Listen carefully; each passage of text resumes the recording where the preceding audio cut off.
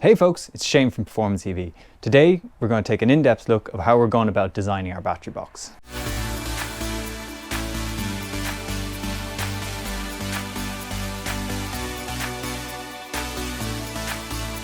Hey folks, welcome to the channel. Thank you so much for joining us. So for those of you who are new to the channel, this is my little spot on YouTube where I put electric motors into fast or interesting cars.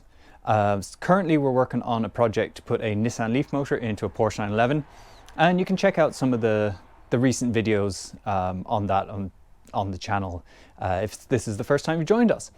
For those of you who are more familiar with it, as you know, in the last few weeks I've been taking a different look at the design of my battery box. So we've given up on the idea of reusing the Porsche or the Leaf parts, and we're just going to use the Leaf battery modules and a few of the inner frames from it to hold that together, and then everything else is going to be new, custom made for this particular project and this particular car.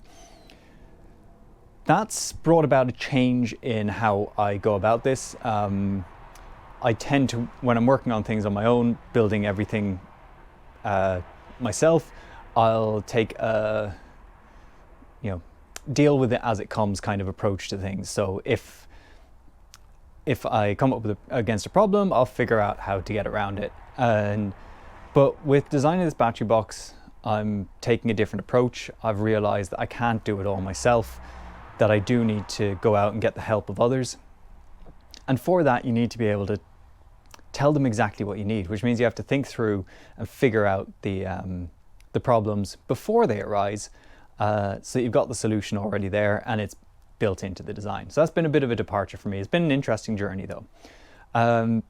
So what I want to do is take you through where I've gotten so far and the considerations that are going into the design of the battery box, because we're still not actually at the point of getting it built, but I'll take you through where I am and show you what I've done to kind of get to this point, and yeah, then tell you where we're going for it.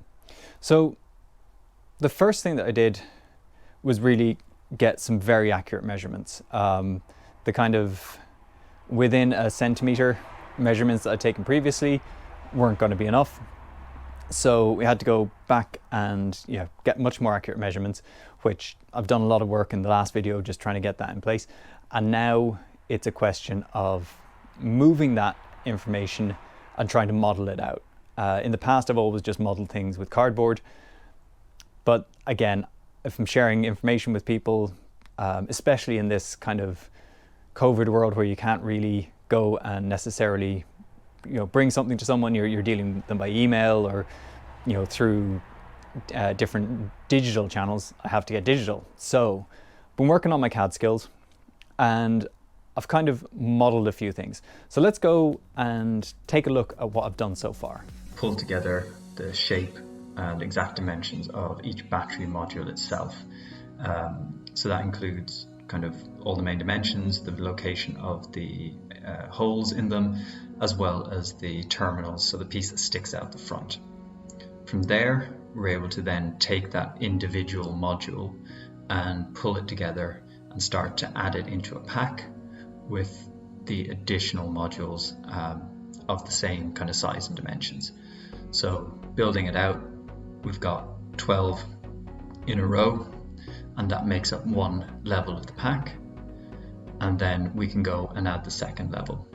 So that's our two packs together, giving us the broad dimensions of the overall battery pack.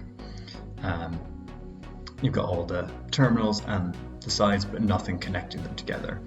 So it's not an accurate representation. So then we've added a plate which goes onto the outside, which represents the extra couple of millimeters that adds, as well as the extra few mils that come from the bolts. So you can see the holes running the whole way through the pack here, with 4 on each level. The threaded rod goes through, and then on the outside you've got some of that threaded rod coming out and the nut, and that comes out an extra few centimeters. Then we were able to build the frame rails. So this is to represent the car. So each of those, it's basically rectangular box section with a slight triangular piece on the inner side of it, and we can put that together into a representation pretty much of the engine bay. So that has the frame rails either side angling inwards towards the front with a straight bar at the back. Then we can put a box in there and see what space we've got to actually work with. So this is what's the maximum space that we could potentially make the battery box. Once we've got an idea of that, we can then look at trying to move that box within the space. So trying to move it either higher or lower against the frame rails, so I can bring it closer to the ground or further away. And then we can also look at moving it forward and fore and aft. So taking a look at it from the top, moving it either further back in the car towards the rear frame or slightly further forward. And that will help with things like the weight distribution and where it sits within the car. So that gives me an idea then basically of how much space I've got to work with within the overall dimensions of the engine bay, and that gives us the total kind of outer size of the battery pack. So that leaves us then with the pack itself being one set of dimensions and the outside of the pack being another set. And then I can bring those together here in the software and kind of see how they'll fit together and how that sits in relation to the frame rails. So that's given me a broad idea of the outline of the battery box, both externally and internally. I've still got some work to do to figure out how those two come together.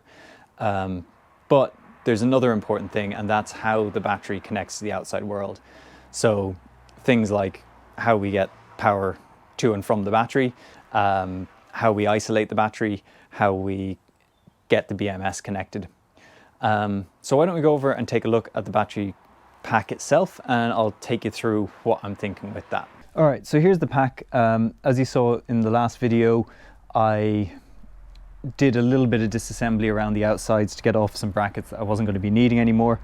That involved taking off this lower kind of set of bus bars and that. And I started putting it back on, and then I realized that that wasn't necessarily the best move, that I need to think about what I'm doing here and what's going on.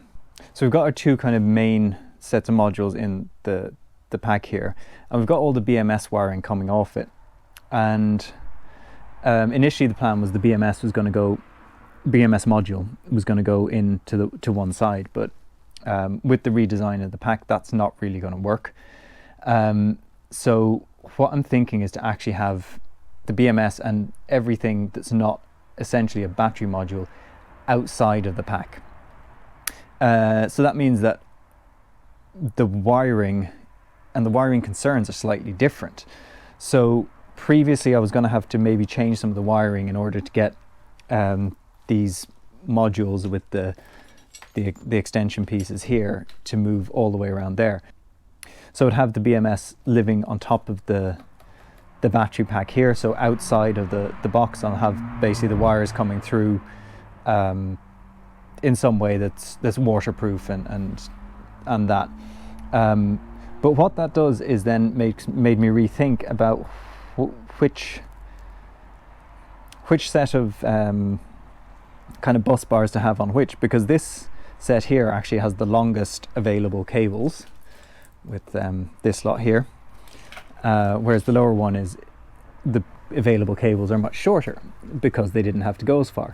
So what I'm thinking is I might actually flip things around, have this one up here and this set of bus bars down there, so that this only has a short distance to go to reach a BMS module that's up here, whereas these ones down the bottom I can connect the extension cables, and again they'll come through and I won't really have to do any messing around with cables then.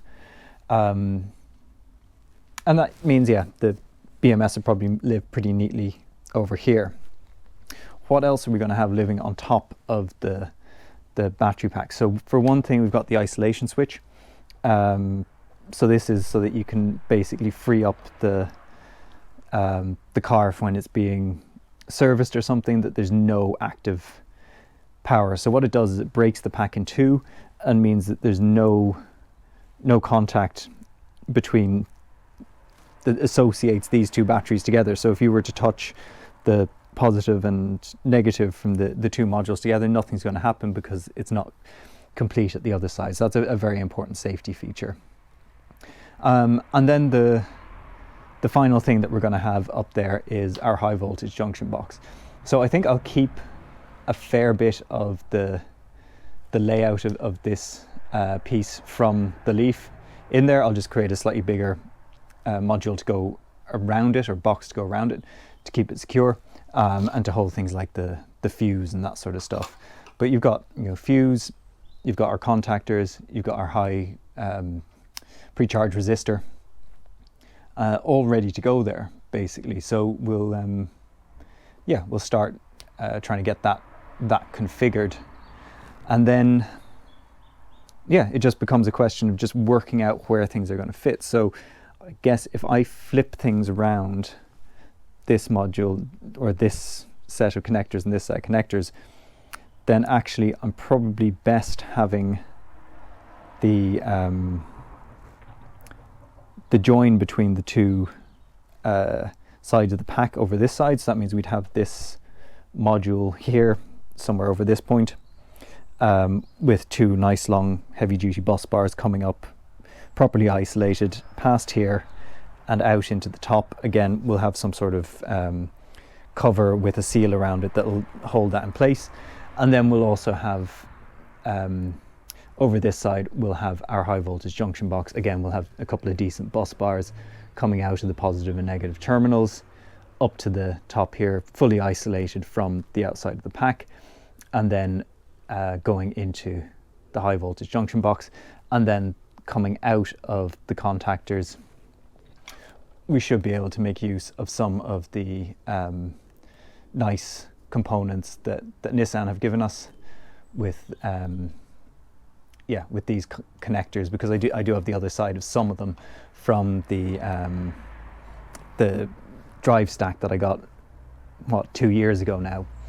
So that allows us to have a complete package that will actually be, it probably won't look OEM, but it will use enough OEM components that actually it, from a safety perspective, it meets all the criteria, which I think is it's really important, not just in making sure that any inspection that gets done is happy with it, but also making sure that I'm happy with it, that I'm comfortable driving it, that I'm comfortable taking my wife in it, taking family, friends in the car, that nothing bad's gonna happen. So that means the next jobs on this are basically to disconnect this lower piece again, move it out of the way, disconnect the upper piece, flip them through 180 degrees, and put the lower one on the upper one and the upper one on the lower one,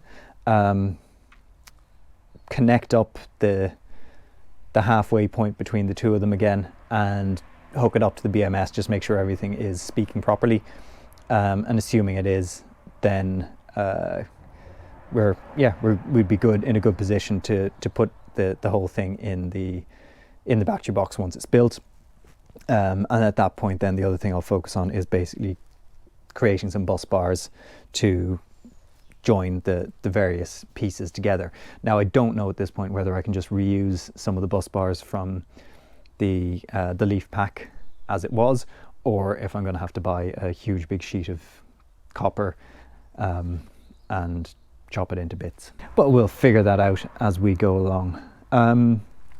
So yeah, obviously we'll need to put the plastic covers that went along here. The bottom one will fit just as is. The upper one, well, what will be the lower one now, we might need to do some adjusting with, but it should allow us to cover up all of the contacts, make sure that everything's nicely isolated, isn't going to touch the outside of the battery pack or cause any concerns.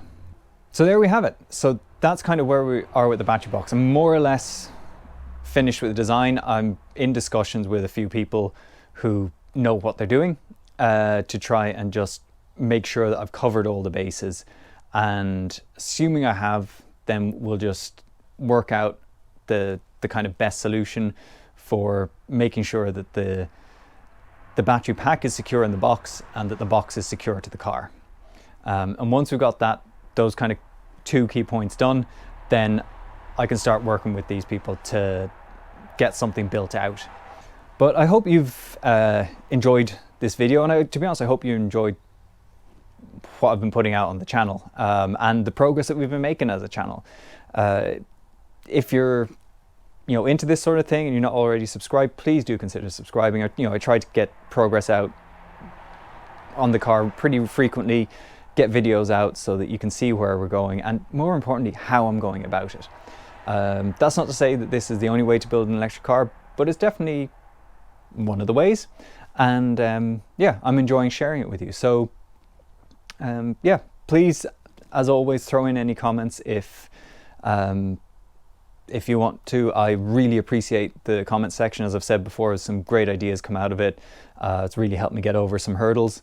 So it's been a huge benefit to this project. So just thanks to everyone who's involved in that, and for all the likes. But yeah, till next time, thanks for joining us, and we'll see you soon.